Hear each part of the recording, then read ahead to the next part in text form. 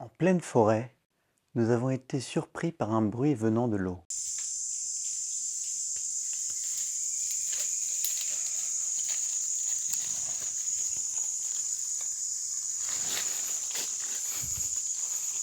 Vous l'avez reconnu, il s'agit du fourmilier.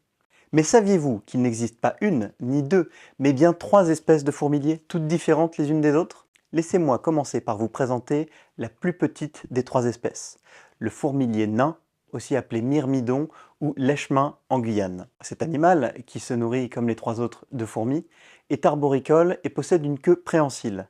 Il ne dépasse pas 400 grammes et mesure entre 30 et 50 cm. On sait très peu de choses à son sujet et en réalité il n'est pas facile de le voir dans la forêt. C'est la seule espèce que je n'ai jamais rencontrée en Amazonie. Il existe une deuxième espèce de fourmilier, bien plus grande que le fourmilier nain puisqu'elle peut atteindre entre 5 et 7 kg. Il s'agit du tamanduá. Le tamanduá possède lui aussi une queue préhensile et a des mœurs semi-arboricoles, c'est-à-dire qu'il peut grimper aux arbres comme rester au sol pour trouver sa nourriture. Et le tamanduá est très gourmand et il a une préférence pour les termites. Il va les déloger dans des troncs d'arbres grâce à ses deux griffes avant qui lui permettent d'ouvrir les troncs et d'aller y chercher sa nourriture. Le pelage du tamanduá varie du beige au noir selon les sous-espèces et il est souvent appelé en Amérique du Sud oso hormiguero, l'ours fourmilier, sans doute en raison de la forme de ses oreilles légèrement rondes qui rappellent celles d'un ours. Les fourmiliers n'ont pas de dents et les deux mâchoires de leur gueule sont d'ailleurs très peu mobiles. Pour se nourrir, ils projettent leur longue langue gluante dans des termitières ou des fourmilières pour aller y récupérer un maximum d'insectes. Néanmoins, ils ne sont pas dénués de moyens de défense. Leurs deux griffes,